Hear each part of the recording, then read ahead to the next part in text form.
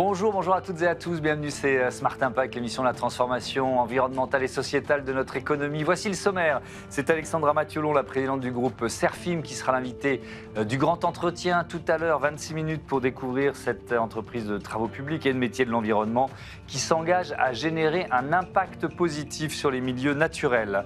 Mais d'abord, je reçois Samuel Mayol, maître de conférence en sciences de gestion, qui publie un livre sur la crise de l'université, financement et laïcité en question.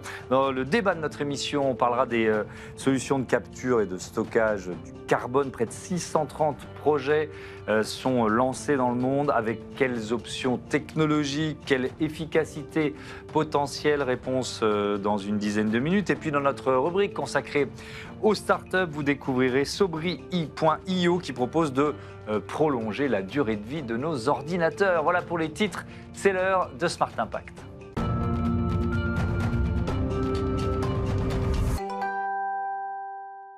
La capture et le stockage du carbone au programme de ce débat. Je vous présente mes invités. Clément Leroy, bonjour. Bonjour Thomas. Chez Wavestone, et Julie Kranga, bonjour. Bonjour. Bienvenue, vous êtes directrice de la ligne de produits captage du carbone et circularité chez Technip Energy. Je veux bien que vous nous présentiez Technip Energy en quelques mots pour commencer. Alors, Technip Energy, nous sommes une entreprise internationale spécialisée dans les technologies et l'ingénierie pour le secteur de l'énergie. Nous accompagnons nos clients en concevant et réalisant des infrastructures énergétiques et de décarbonation. 18 000 collaborateurs dans le monde et plus de 7 milliards de chiffre d'affaires. Ouais, et puis on verra quelle part ces solutions de capture, de stockage du carbone peuvent prendre. On dit CCUS, capture, utilisation et stockage du carbone. On va voir comment ces solutions se placent en quelque sorte au centre de ces enjeux climatiques. Clément Leroy, déjà le contexte, la dynamique globale, qu'est-ce qu'on peut en dire? Alors jusqu'à encore récemment, le CCUS, c'était un sujet plutôt de niche R&D. Ouais. C'était une sorte de solution qui paraissait une alternative moyen-long terme vis-à-vis de la décarbonation, vis-à-vis de la transition énergétique. Et là, on voit vraiment une accélération très forte de la dynamique, en particulier industrielle. Je pense qu'on va y revenir sur le fait qu'on passe complètement d'une échelle plutôt d'expérimentation à une grande échelle. Pourquoi ? Parce que, certes, on parle d'électrification, on parle de nouveaux usages, etc. Mais on a par ailleurs un certain nombre de plafonds de verre sur des secteurs industriels, chimie, ciment, acier. Et sur les plus gros consommateurs 25%, alors consommateurs d'énergie, mais surtout émetteurs de CO2. 25% des émissions mondiales sont sur ces trois familles de secteurs. Et donc, c'est ce qu'on appelle du hard to abate, c'est-à-dire... C'est très compliqué parce que les émissions de carbone, elles sont consubstantielles aux procédés chimiques et physiques en eux-mêmes. Et donc, on n'est pas sur l'énergie qui est utilisée ou autre, on est vraiment sur le cœur, entre guillemets, du procédé. Et donc, tout ceci représente 40 milliards de tonnes de CO2. Et aujourd'hui, on en capte, bon an, mal an, 50 millions. Donc, en fait, on n'est pas du tout sur les échelles pour aller chercher cette neutralité carbone. Ouais. Et donc, ça veut dire qu'il y a des politiques publiques qui sont fléchées vers ces secteurs particuliers. Alors, il y a deux éléments. Il y a effectivement, à l'échelle à la fois européenne et surtout aux États-Unis. On va y revenir aussi. Je pense que pour Technip Energy, les États-Unis sont une zone importante. Donc, on va y revenir. Donc, on voit une dynamique aujourd'hui politique et une dynamique industrielle avec des hubs qui sont en train de se mettre en place. Alors justement, sur cette traduction industrielle, Julie Kranga, qu'est-ce qu'on peut en dire? Peut-être pour commencer, les progrès technologiques, parce qu'avant d'arriver, on l'a dit, c'était de la R&D, avant d'arriver à ce processus industriel, il a fallu progresser. Alors, ce qui est intéressant, c'est que les technologies de captage de carbone, elles ne sont pas très récentes, puisqu'elles existent depuis les années 1930. Okay. Ce qui est différent, c'est l'utilisation de ces technologies dans le but de décarboner des industries, des installations industrielles. Et là, c'est intéressant parce qu'on commence à être vraiment dans le passage à l'échelle. Et il y a quelques technologies qui performent aujourd'hui, qui sont prouvées depuis quelques années déjà. En particulier, l'absorption du CO2 par des amines. Alors, qu'est-ce que ça veut dire? Le CO2, c'est une molécule. Et cette molécule, elle va être captée par les amines présentes dans un liquide, et tout ça avant qu'il puisse s'échapper dans l'atmosphère. Donc ce genre de technologie en place sur des industries depuis plus de 10 ans. Voilà. Et maintenant, vraiment, ce qu'on cherche à faire, c'est réduire le coût. Donc les investissements sont vraiment sur la réduction des coûts de ces solutions de captage. Et on est vraiment passé de projets qui étaient vraiment des projets pilotes, c'est ça, à des projets qui, aujourd'hui, on peut parler de projets industriels? Absolument, absolument.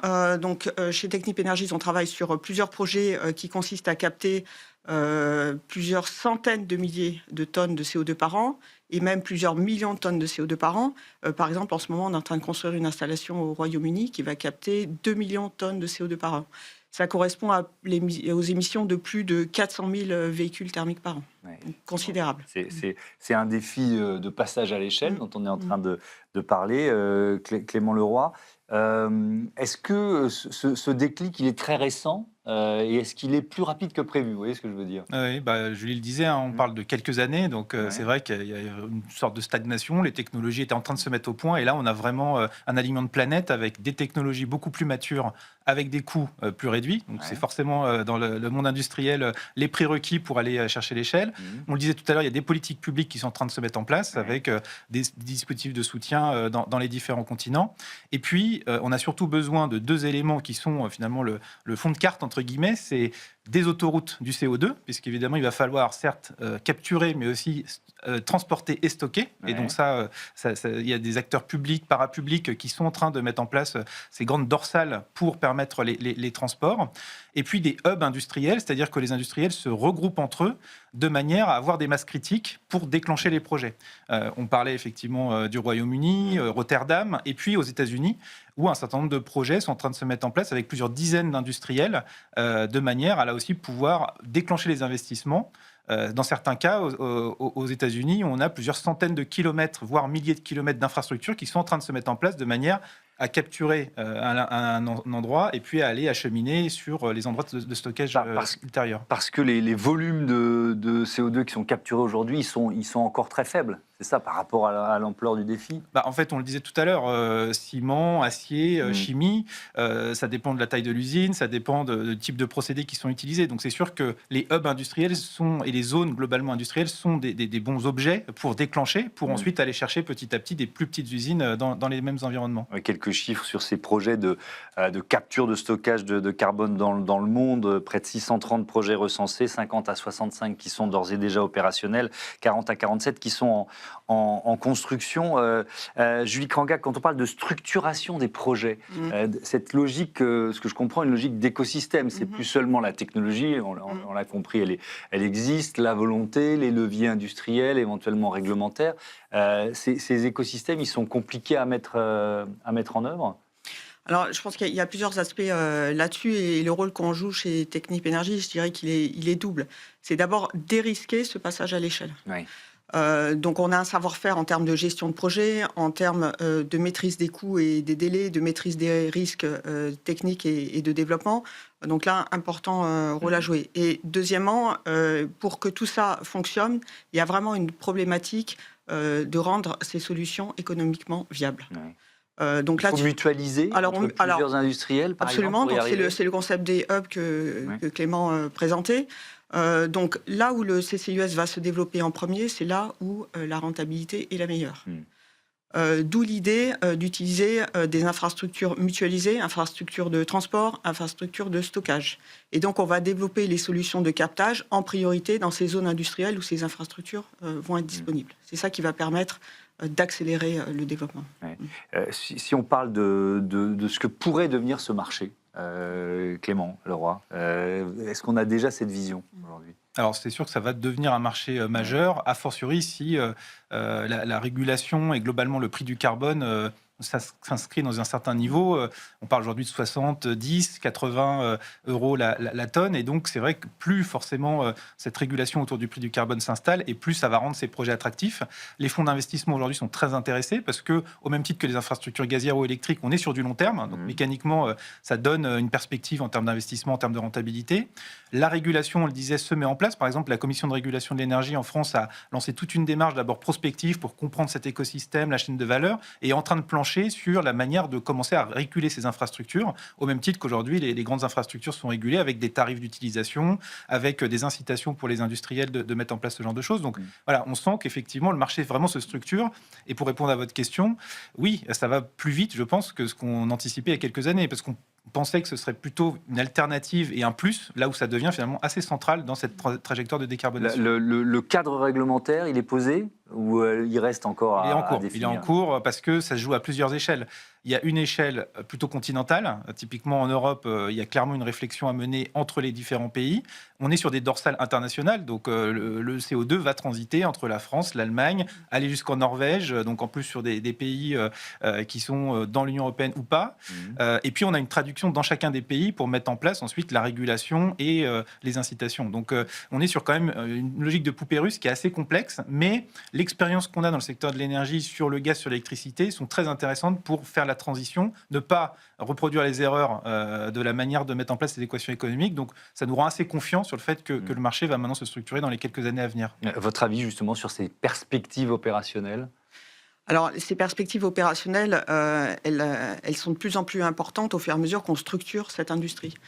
Donc là où on investit énormément actuellement, c'est sur la standardisation des solutions. On voit bien que si on veut vraiment passer à l'échelle, ça ne va pas pouvoir se faire avec une multiplication de projets isolés. Donc on pense nos usines comme des produits, des designs qui sont toujours les mêmes, disponibles sur étagère. On a lancé une gamme de produits qui s'appelle Canopy by Ten, donc c'est des solutions de captage standardisées qui fonctionnent très bien pour un certain nombre d'industries, en particulier les incinérateurs urbains, les cimenteries, les centrales au gaz.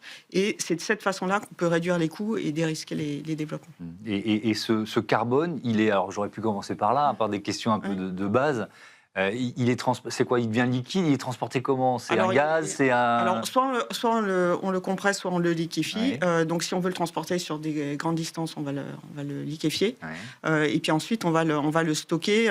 Il va être dans un état, donc il ne va pas être gazeux. Il ne faut pas imaginer des petites bulles comme ça. Non, il va revenir un petit peu comme on a le pétrole aujourd'hui qui est sous la terre. C'est un peu un cycle. Et donc, le CO2, recréer le site. Absolument. Avec des stockages géologiques permanents. Soit offshore, par exemple, sous la mer du Nord, comme ce qu'on voit.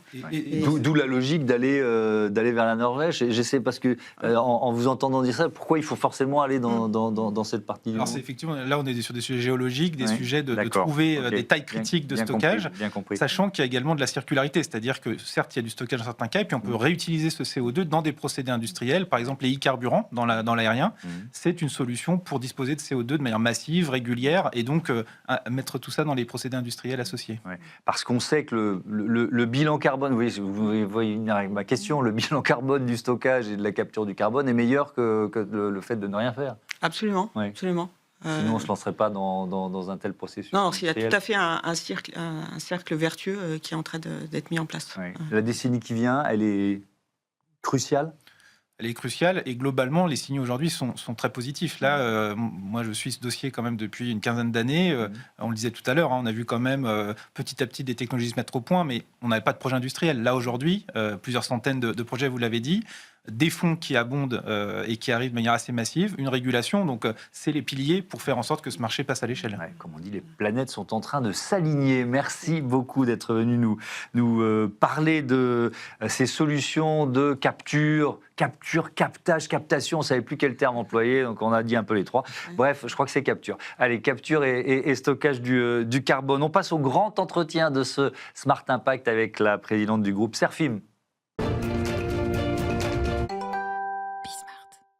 Prêt pour l'impact, c'est la question que je pose chaque jour à une personnalité qui compte dans notre économie. Je reçois aujourd'hui Alexandra Mathiolon, bonjour. Bonjour. Bienvenue, vous êtes la présidente du groupe Serfim qui existe depuis 150 ans, plus de 150 ans, c'est ça? Entreprise familiale, ETI familiale. Est-ce que vous pouvez, en quelques mots, nous présenter l'entreprise, le groupe? Donc effectivement, Serfim, c'est 150 ans d'histoire. C'est une ETI familiale à l'actionnariat indépendant, l'actionnariat familial et salarial, qui a 6 missions principales, vraiment de la transition énergétique à l'eau, au recyclage. Et vraiment, l'idée, c'est de contribuer à améliorer la qualité de vie des habitants en aménageant des territoires durables et respectueux du vivant, et avec plus de 3000 personnes. 660 millions de chiffre d'affaires pour l'année dernière. On est présent en France et un petit peu en Espagne, et sur des métiers assez niches à l'export, et avec des enjeux enjeux forts, évidemment, sur les enjeux de sécurité, de prévention, de transition, évidemment, environnementale et de transformation plus largement. Oui, on va détailler un peu tous ces enjeux. Vous dites, Serfim aujourd'hui, c'est un collectif, ce qui nous rassemble beaucoup et nous différencie probablement, c'est cette indépendance, actionnariat familial et managérial. Un actionnariat familial, qu'est-ce que ça change précisément ? Alors, précisément, pour moi, c'est la question du temps long. Et c'est cette capacité justement à pouvoir se projeter dans le temps long. On en parle beaucoup quand on est dans une ETI, au sein de collectifs d'ETI aussi, avec cet actionnariat indépendant, c'est-à-dire de pouvoir prendre des décisions en voyant le long terme, en ayant une vraie liberté de nos décisions, en allant au-delà évidemment de la performance économique court-termiste. On a évidemment besoin de performance économique, évidemment, in fine. Évidemment, et heureusement. Mais par contre, on va pouvoir se projeter sur long terme, vraiment travailler nos décisions pour qu'elles aient de l'impact et qu'elles aient du sens pour nos territoires, qui sont vraiment pourquoi on s'engage. Et puis aussi, c'est aussi, notamment dans le cadre d'un actionnariat familial, mais aussi managérial, c'est vrai qu'il y a aussi chez Serfim cet enjeu qui est fort, qui est important pour nous, de proximité avec nos équipes et de garder aussi cette proximité dans les prises de décision. Et ça, c'est vraiment quelque chose qui nous définit. Il y a une part de responsabilité à porter, l'héritage, c'est la combienième, sixième génération oui. À la tête de Serfim, c'est ça ? Alors oui, je suis la 6e dirigeante, mais en fait, mon père a repris l'entreprise au début des années 80. Ouais. Donc il y a vraiment eu un mix de transmission familiale et de transmission de personne physique à personne physique. Et là, on est vraiment, là encore, dans un mix avec cette transmission, cette familiale, mais aussi cette continuité avec l'actionnariat salarial. Et c'est vrai que cette longévité, elle est vraiment ce qui nous définit aussi, c'est d'être capacité. Est-ce que ça met la pression d'une certaine façon ? C'est une fierté, c'est une responsabilité. Ouais. C'est vraiment les deux à la fois. Une grande fierté parce qu'on pense à toutes les personnes qui, depuis 150 ans, ont vraiment contribué à l'histoire de Serfim. On a eu la chance de fêter les 150 ans l'an dernier. On a pu réunir 2000 des 3000 collaborateurs de Serfim au stade de Gerland, au Matmut Stadium à Lyon. Ouais. Et c'est vrai que de penser à toutes ces personnes qui contribuent aujourd'hui, mais qui ont aussi contribué à faire évoluer l'entreprise, c'est une immense fierté.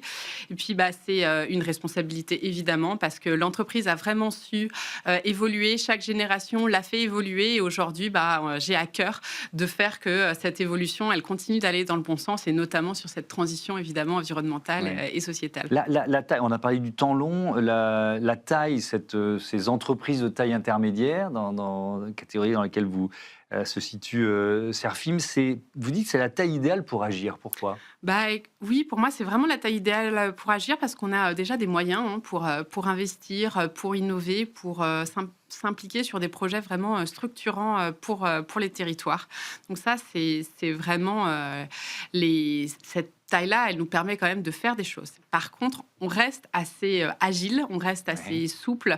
Et donc, c'est vrai que cette proximité qu'on a dans les prises de décision, elle nous permet finalement d'expérimenter, de tester des solutions qui pourraient paraître un peu originales parfois. Et on le voit dans certains partenariats qu'on peut monter dans les métiers, des partenariats industriels qu'on peut avoir.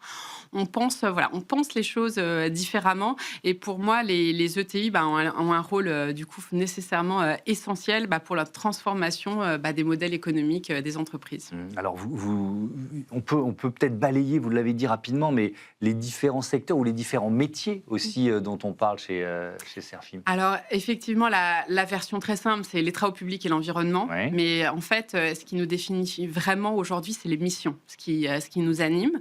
La première, c'est vraiment accélérer la transition énergétique. On en parle beaucoup, notamment ici. On est un acteur des réseaux d'énergie, des réseaux d'électricité. On va travailler pour Enedis, pour RTE, donc la performance de notre réseau d'électricité. Et là, on touche vraiment à la performance, évidemment, à l'enjeu énergétique. On travaille aussi pour l'équipement des villes, la mobilité électrique, les bâtiments, et aussi dans le développement de tout ce qui va être chauffage urbain et froid urbain, qui sont des solutions technologiques qui ont vraiment un vrai vrai sens pour les territoires. On est deuxième mission dans la préservation de la ressource en eau. Et là, on va vraiment travailler sur l'ensemble du cycle et on va tout faire pour déjà éviter les fuites d'eau dans les réseaux d'eau potable, d'assainissement, pour éviter aussi les pollutions. Et puis, on va traiter l'eau et les effluents. Et là, on est vraiment sur la transformation de la façon dont on traite l'eau, l'économie circulaire de l'eau. Troisième mission, limiter l'épuisement des matières premières. Et ça, on a la chance chez Serfim de ne pas avoir eu de centre d'enfouissement. Et du coup, on a vraiment tout fait absolument pour trouver des nouvelles filières et éviter l'enfouissement des déchets. Donc, c'est pour ça, ces fameux partenariats industriels qu'on peut avoir. On va recycler plus de 800 000 tonnes de déchets qui sont récupérés de nos clients. Et on a moins de 8% qui part à l'enfouissement. Et à chaque fois, on innove. On est beaucoup dans les déchets du BTP, le plâtre, laine de verre, c'est presque des filières à inventer, parfois. C'est des filières à inventer. Récemment, on s'est impliqué dans le recyclage des gazons synthétiques et des membranes bitumineuses. Voilà. Donc, je ne vais pas rentrer dans des choses trop techniques, mais c'est vrai qu'on se rend compte que c'est des choses qui partent à l'enfouissement et en s'impliquant et en trouvant des solutions, on arrive à éviter l'enfouissement. On a aussi une mission autour de régénérer la biodiversité. Donc là, ça fait écho, on va peut-être en reparler, à la Convention des entreprises pour le climat. On était déjà un acteur de la dépollution des sols et on a voulu aller sur les métiers des espaces verts, mais aussi la refertilisation des sols, donc intégrer le vivant dans les solutions qu'on propose. Cinquième mission, renforcer la résilience des infrastructures vitales. Et là, on parle de tous les enjeux d'adaptation. On va rénover les ponts, les tunnels, les routes, évidemment les réseaux quand on voit les tempêtes. Et enfin, on a une dernière mission qui est un peu transverse, qui est vraiment comment on va optimiser la technologie, mais au service des transitions. Et c'est vrai que pour moi, on voit toutes les évolutions technologiques qui arrivent. L'idée, c'est comment on fait pour qu'elles servent vraiment au territoire, à la qualité de vie, qui est dans notre raison d'être, qui est de contribuer à une meilleure qualité de vie, et donc d'apporter des solutions dans tout ce qui est territoire connecté, vidéo, trafic, pour servir toutes ces grandes transitions. Alors, dans cette émission, il y a un principe. L'invité pose une question à celui ou celle qui va lui succéder. À votre place, la semaine dernière, il y avait Vincent Séguéla, le secrétaire général de la Fédération Léo Lagroge. Évidemment, on parle d'éducation et de comportement. Regardez. Bonjour Alexandra, il y a beaucoup d'investissements et de politiques publiques tournées vers le développement durable, autour évidemment du progrès technique, de la technologie, de l'investissement sur les process et les systèmes et les matériaux. Pourquoi n'y a-t-il pas davantage de moyens ou d'accent mis sur la formation et l'éducation du citoyenneté au développement durable? Autrement dit, est-ce que l'urgence, c'est pas d'abord de modifier nos comportements? Alors, excellente question, et c'est vrai que je pense que l'innovation, tout l'investissement qui est fait dans la technologie, c'est peut-être aussi ce qui est un peu très visible, ce qui est urgent aussi, parce qu'il y a certaines solutions qui ont du sens et qui ont beaucoup d'impact, et évidemment, il y a du sens d'y aller. Mais c'est vrai que je crois beaucoup aussi à cet investissement à faire dans l'évolution des comportements. Je pense que c'est beaucoup plus difficile, en fait, tout simplement. C'est pour ça qu'on le fait moins, c'est beaucoup plus chronophage. Et en tout cas, chez Serfim, on s'investit vraiment là-dedans. Ça prend quelle forme? Parce que changer les comportements dans une entreprise, 3000 collaborateurs, c'est vrai qu'il y a un levier là d'impact positif. Un levier incroyable. Et vraiment, j'ai plein de collaborateurs qui nous poussent, qui étaient déjà engagés, et d'autres qu'il faut amener vers cette compréhension globale des enjeux. Et concrètement, déjà, chez Serfim, ça a pris la forme de la Convention des entreprises pour le climat, auquel j'ai participé à la toute première en 2021.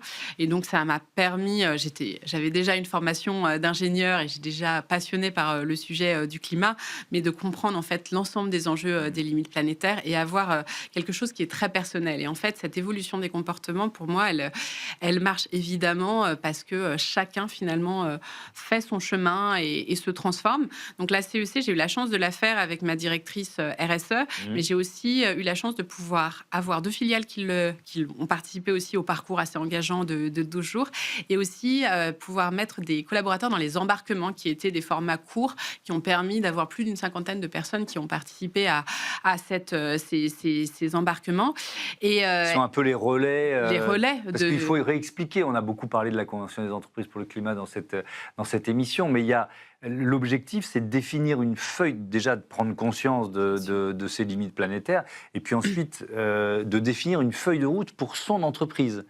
Donc c'est ce que vous avez fait. Après, effectivement, j'imagine qu'il faut embarquer les salariés, les collaborateurs. Exactement. Donc le parcours est incroyable et extrêmement riche avec des experts de grande qualité, des scientifiques, un accompagnement personnel, une intégration de l'ensemble des limites planétaires des vivants, et puis surtout un groupe de dirigeants aussi engagés avec qui on se challengeait et on continue de se challenger pour continuer à avancer quand les périodes sont parfois un peu plus difficiles, quand le contexte économique se resserre et que parfois on met un peu moins l'environnement au cœur de l'agenda.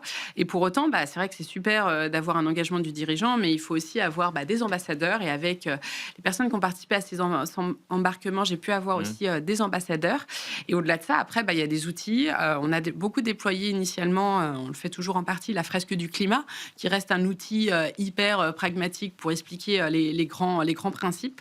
Et on a développé récemment notre propre atelier qui capitalise évidemment sur l'existant, mais comme en fait on est en lien avec certaines limites planétaires en particulier chez Serfip, que sont l'énergie, l'eau, l'économie circulaire ou encore la biodiversité, on a développé notre propre atelier avec des mini-fresques pour à la fois que chacun comprenne ces 4 enjeux principalement, et aussi voit comment dans nos métiers, comment concrètement au quotidien, ils peuvent modifier leurs pratiques, trouver des idées nouvelles à apporter, parce qu'on a une approche sur la décarbonation chez Serfim qui est très bottom-up, en fait, en bon français, mais qui vient vraiment du terrain, avec plein de solutions. Et du coup, je trouve qu'avec tout ça, on arrive à faire évoluer les comportements. Votre raison d'être, qu'on va voir s'afficher, contribue à une meilleure qualité de vie en aménageant des territoires durables et respectueux du vivant. Je veux bien qu'on mette cette raison d'être en miroir de la feuille de route de la Convention des entreprises pour le climat.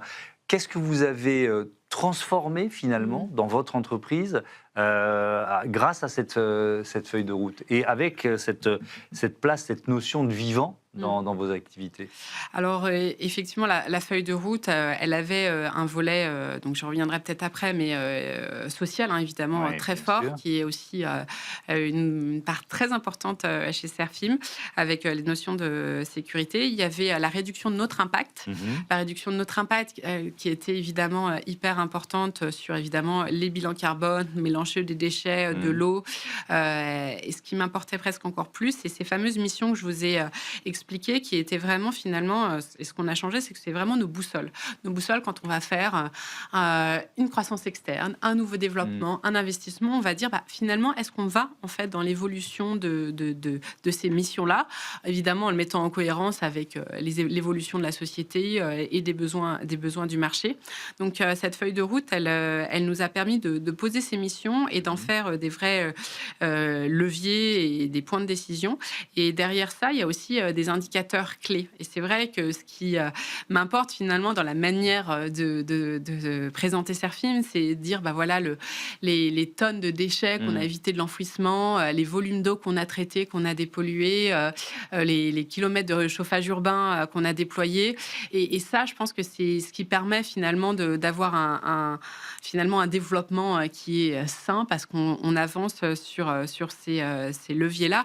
Et ça nous a permis de nous poser la question de nos modèles économiques et d'aller challenger ces modèles économiques et aussi s'assurer qu'ils soient alignés avec les limites planétaires, s'assurer qu'on aille aussi au-delà de simplement réduire notre impact, mais comment on régénère vraiment aussi les territoires avec les solutions qu'on apporte. On va parler de social et de sécurité dans un instant, mais toujours sur le vivant, la biodiversité. Vous avez des exemples, alors il y a plein, on l'a compris, plein d'activités, de métiers différents chez Serfim, mais des exemples d'actions mises en œuvre en faveur de la biodiversité aujourd'hui? Alors, très concrètement, là, on a le plus d'impact, ça reste sur la dépollution des sols. Donc, en fait, on a des sols qui vont être... qui ont été artificialisés, qui ont été utilisés pour des besoins industriels, et qui, surtout, il y a quelques temps, maintenant, c'est évidemment beaucoup moins le cas, mais qui ont eu des enjeux de pollution extrêmement fortes. Donc là, on va vraiment avoir une vision complète pour apporter une solution de dépollution, mais aller jusqu'à rendre ses droits à la nature avec ce lien fort qu'on a avec les sols. Et en fait, ce qu'on va une autre solution qu'on propose, c'est vraiment la refertilisation aussi des terres. Et en fait, on développe différentes plateformes où on va récupérer des terres plus ou moins polluées.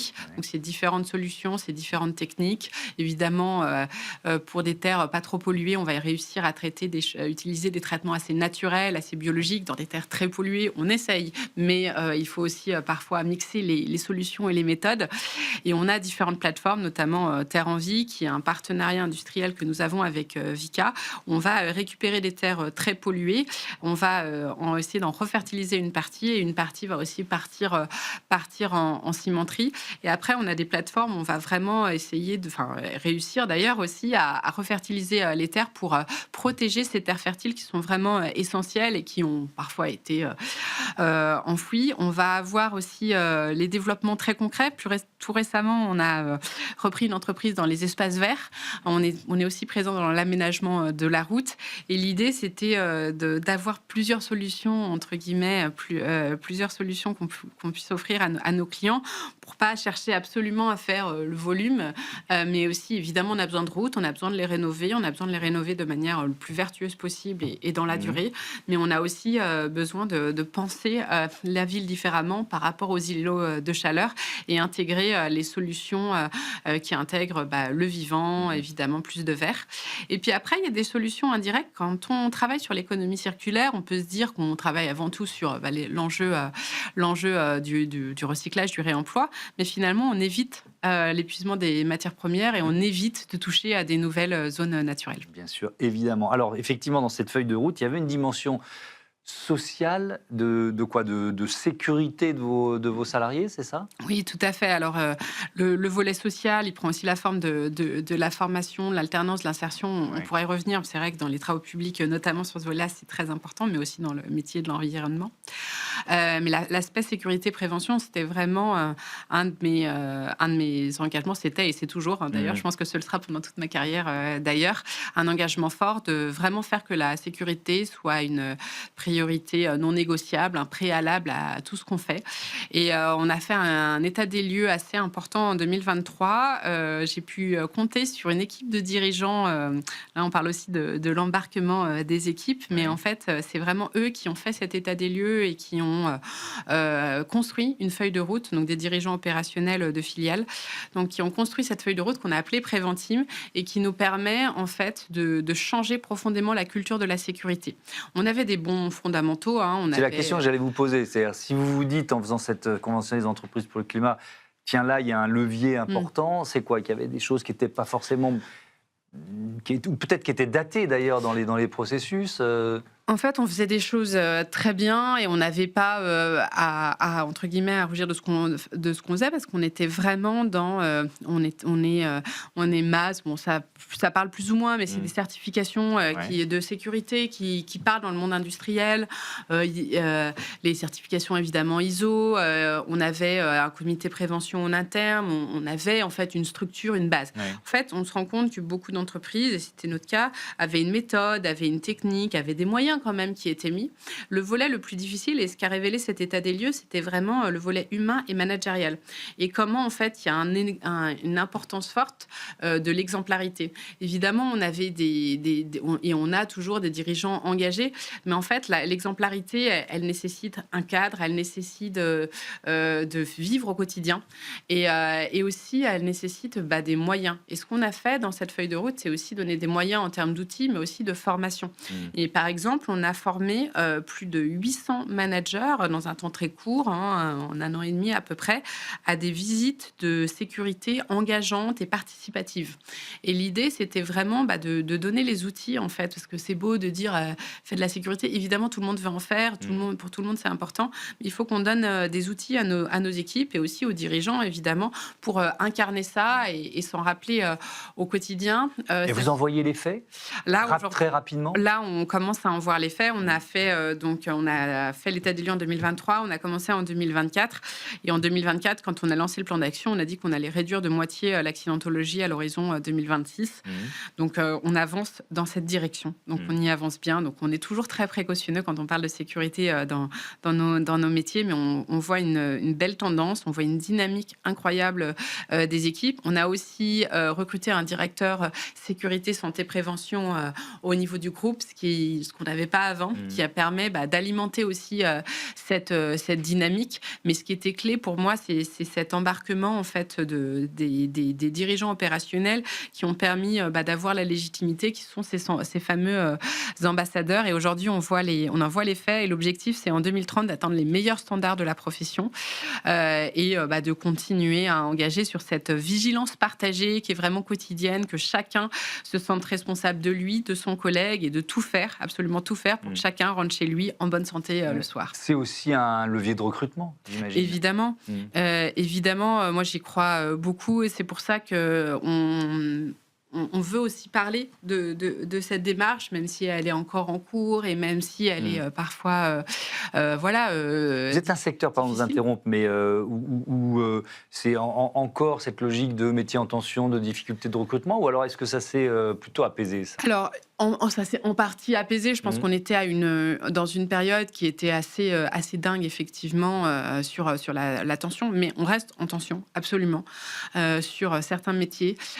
Donc, effectivement, les métiers de chef d'équipe, les métiers de conducteur de travaux et les métiers sur le terrain, en fait, on recrute encore énormément. Donc, ça reste des métiers qui, là, on parle un peu aussi de la dimension sociale, mais c'est vrai que c'est des métiers en plus où on peut découvrir, on peut grandir, on peut faire évoluer les personnes et nous, on est très fiers des parcours qu'on a au sein de l'entreprise. Donc, effectivement, tout ça contribue à la marque employeur, hein, évidemment. L'engagement qu'on peut avoir en matière de sécurité de prévention et puis, moi, ce lien que je fais avec les enjeux environnementaux parce que les deux sont profondément liés. Hein. Dont on parle, c'est l'habitabilité de la planète et on fait tout ça pour qu'on puisse continuer à vivre sereinement sur cette planète. Vous êtes un acteur, ce groupe est un acteur du territoire. Qu'est-ce que ça signifie précisément ? Parce que par votre activité, vous êtes un acteur du territoire, alors, évidemment. Déjà. C'est intrinsèquement, vous voyez, d'une certaine façon. Oui, alors effectivement, être un acteur du territoire, pour nous, c'est avant tout l'engagement qu'on a pour les territoires, hein, qui sont dans notre raison d'être. Et en fait, parce qu'on touche vraiment à la qualité de vie des habitants, au quotidien des habitants, quand on rénove les routes, quand on répare les réseaux. Voilà, on touche vraiment à cette proximité du terrain. Et après, être un acteur du territoire, ça se passe pour moi à différents niveaux. Au niveau social, hein, évidemment. Donc, au-delà de l'aspect sécurité, prévention pour nos équipes et nos parties prenantes, il y a aussi tout le volet alternance, formation et insertion aussi. Et là, on a un engagement très fort. On a plus de 200 alternants chez Serfim et on essaye de vraiment les accompagner. Le rôle clé, c'est nos tuteurs hein, qui sont engagés pour faire... pour préparer l'avenir de nos métiers en s'impliquant auprès des jeunes. Et pour ça, on va vraiment investir en eux, investir par des journées de l'alternance qu'on réalise encore, par exemple, au stade de Gerland à Lyon, où on va vraiment leur faire découvrir nos métiers, favoriser les échanges, leur donner envie. On en a 1 sur 2 qui reste, se projette, et c'est notre deuxième vivier de recrutement après l'intérim. Donc, c'est vraiment un point clé. Pour moi, c'est ça, être un acteur du territoire par l'alternance et le lien avec les écoles. Hein. On est très présent avec des écoles qui sont des références de nos métiers comme Égletons, plus localement la Martinière à Lyon. Et après, il y a le volet insertion. Insertion, pour moi, c'est aussi être un acteur du territoire. Quand on est en lien avec la ville, on est présent à Vénissieux, hein, qui est et auprès d'écoles qui sont dans les quartiers prioritaires de la ville. Et du coup, on va beaucoup s'investir auprès des associations, des écoles, des collèges, des lycées pour présenter nos métiers, les faire découvrir, accompagner les jeunes, proposer des stages. On sait que c'est un vrai sujet pour les jeunes dans des villes comme Vénissieux, dans les quartiers prioritaires de la ville. Et donc, on va vraiment faire un accompagnement global en investissant du temps de nos équipes, en accompagnant pour les aider à préparer les entretiens, les CV, en participant à des journées portes ouvertes. Donc, c'est ça aussi l'implication dans le territoire. Et puis, c'est aussi ce qu'on va faire en matière de mécénat avec notre fonds de dotation. Donc, on est vraiment également présents auprès d'associations qui sont notamment portées par nos collaborateurs et sur lesquelles ils sont impliqués fortement autour de notamment beaucoup de l'éducation. Justement, comment on évite le décrochage scolaire. C'est des sujets qui me tiennent très à cœur. Et puis, on est aussi présent dans le territoire avec l'engagement sportif, auprès notamment du Loup Rugby. Vous l'aurez compris, donc c'est tout ça. C'est aussi un engagement territorial. Exactement. Évidemment. Merci beaucoup, Alexandra Mathiolon, d'être venue nous présenter le groupe Serfim. Je vous dis à bientôt sur Be Smart for Change. Voilà, c'est la fin de ce grand entretien. On passe tout de suite à notre rubrique Start-up. On parle de nos ordinateurs, comment prolonger leur durée de vie.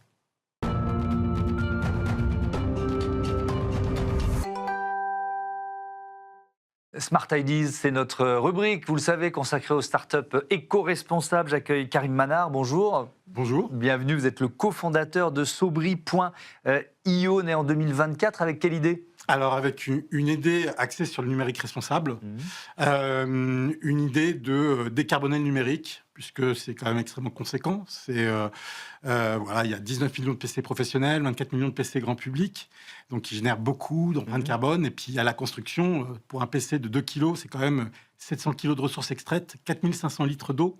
Donc voilà, donc un impact environnemental et sociétal qui est quand même relativement conséquent. Et donc l'idée, c'est de prolonger la durée de vie de ces ordinateurs ? Exactement, c'est de maximiser la performance et la durabilité en même temps, pour effectivement garantir une extension du cycle de vie de ces PC à 2-3 ans supplémentaires. Comment vous faites ?